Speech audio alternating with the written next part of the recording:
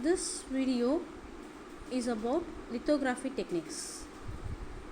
So, in lithography, litho means stone, graphene means to write. So, lithography is a Greek word which gives the meaning of to write on the stone. So, it's first introduced by German author Alois Senefelder at 1771 to 1834. Important lithographic company of 19th century was Currier and Ives in 1852. In the 20th and 21st century, it becomes an important technique with unique dramatic capabilities in the art field. In 1971, Intel introduced its first microprocessor unit using lithography with 2300 transistors at 10 micrometer line width.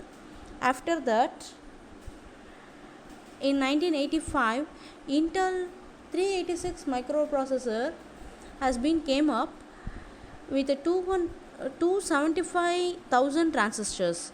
In 1997, Intel P2 microprocessor, Pentium 2 microprocessor has been emerged, and in 2006, Intel Core 2, and now new technologies has been came even better. And the types of lithography are photolithography, using optical and UV lights, and electron beam and ion beam lithography, and X-ray lithography, interference lithography, scanning probe lithography, charged particle lithography, nano imprint lithography is also there. The last 5 types come with dip pen type of lithography. So the conceptual technique of lithography is a substrate will be there, and over the substrate a deposition of film will be there, and over the film we have to make patternings, and then we have to etch out the portions to have the perfect shape what we are going to do. So this is given over here. First a substrate has been taken, and over the substrate thin film will be deposited, and over the thin film patterning has been done, and then the unwanted portions are etched out to have the particular design what we desire. So this is the conceptual technique of lithography. And the lithography, in photolithography, the mechanism is with first, as I have told you already, the substrate has been taken and thin film has been placed over it, and with a spin coating and soft backing, a photoresist is placed over the substrate. So photoresist is to make the UV lights not go into the thin film layer, and a mask alignment has been done with exposing to UV lights, which is like this. A mask has been placed, and a UV light exposure has been done, and then it's the development of layer has been done like this. After passing the UV light over the mask, a development has been done with a hot backing. So they have to make the backing with a very hot etching elements. So after that etching has been done. So with the etching, the resist removal is done over there, and so the photoresist has been removed, and so the substrate will be having perfect shapes what we have desired with a thin film layer. So this is the photolithography mechanism. So the factors to be concerned on doing the photolithography process are: the thickness of resist has to be fixed, and type of resist what we are choosing has to be taken account. The mask alignment, wafer surface, resist adhesion, exposure energy, backing temperature, and development time are all has to be considered over here. And next to this, photoresist properties also has to be taken over here. The photoresist will be perfect resin, and it will be act as a sensitizer, and it will be a solvent, and it will be having adhesion promotion. So that if it is having resin property, it acts as a best binder, and it gives desired chemical mechanical properties, which is given as mechanical properties. And the sensitizer property gives photoactive compound and radiation sensitivity, and the solvent gives control of properties for deposition and better viscosity, and the adhesion promoters gives polymeric chemicals. So based on these properties of resist and the factors concerned, we are having two different types of resist. One is positive tone resist and negative tone resist.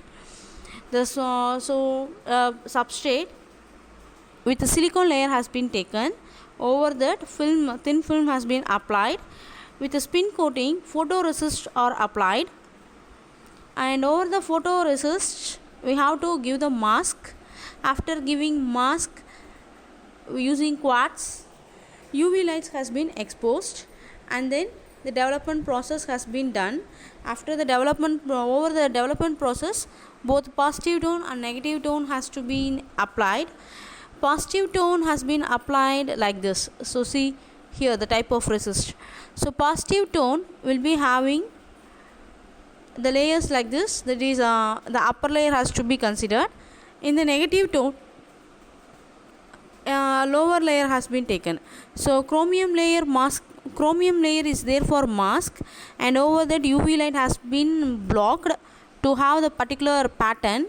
With the photoresist, we will be getting resulting photoresist mask. After exposure and development, the particular shape has been taken. See here, over the layer, negative tone means that particular region is to be exposed. In positive tone, the particular region has to be removed, as like this. See the resistance, this is positive tone, this is negative tone. So based on the development, based on the UV light exposures and mask present over there, it has been segregated as positive tone and negative tone to do etching. So before the process of etching, we are having the both positive tone and negative tone. So this is the photolithography process, over which the type of resist has been applied is also given over here in this picture. So the limitations and the overcoming of photolithography process is the resolution limitation by diffraction of source light has to be considered over here. So using short wave wavelengths of light like silver vapor lamps, xenon lamp closer to 193 nanometer. Here high numerical aperture lens has to be used with a future size of k1 into lambda by Na, where lambda is the exposure wavelength, k is the parameter characterizing constant, and Na is the numerical aperture, which is equal to n sin theta. Here n is the refractive index, theta is the half angle of cone of light. So the image has to be focused over like this only. So wafer image plane focus plane has to be considered over here with the lamps of silver or xenon lamps with a high numerical aperture lens. So these are the limitations we have to consider. The limitation is just resolution limitation by diffraction of source light, and it will be overcome by short wavelength lights with a high numerical aperture. So this is the limitations and overcome for photolithography. Next is electron beam lithography. From the name itself we can tell electron beam source has been used, and which is accelerated to move towards the substrate resist layer to form particular pattern. So it utilizes accelerated electron beam focusing on an electron sensitive resist. So the basic process design is same as photolithography, and over this electron beam source has been used, and then first condense lens has been used to make the wave to travel through the space, and beam blanker has been used, which focuses makes the light to shrink and bloom out, and then second condense lens has been used to make the light to travel in particular direction, and it is taken over aperture region, and then deflector has been used to make the electron beam to travel in straight line, and then final condense lens is used to make the light to fall as a sharp image over the resist layer to make one particular pattern what we desire. So here over the substrate, over the thin film, we have to make one particular pattern as our desire. Here CU is the exposed pattern what we have decided, that has been done using electron beam source, which is traveling over these two condense lens, beam blankers, apertures, and final condense lens, like this. And next to this, the advantages of with electron beam lithography is it's having high resolution up to 20 nanometer. It eliminates the diffraction problem, print complex patterns directly on wafers. And the disadvantages are it's slower than optical lithography, backscattering with the secondary electrons causes resolution problem. Then the next step is dip pen lithography. Dip pen lithography, from the name itself, the pen is dipped over different ink, conductive ink, like that. So here ink coated dip pens has been used.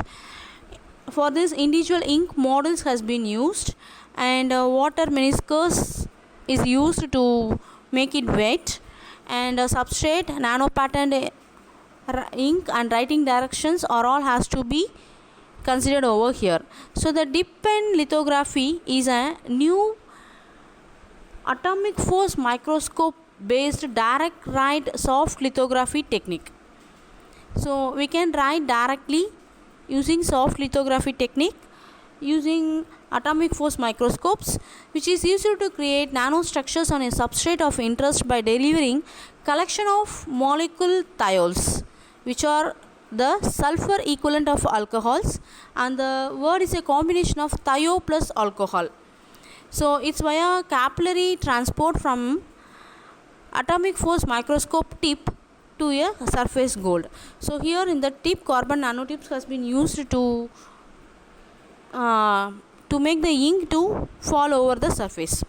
So in the dip pen, the tip of AFM, that is atomic force microscope cantilever, as a pen which is coated with a chemical compound acting as an ink and put in contact with the substrate, most probably the paper.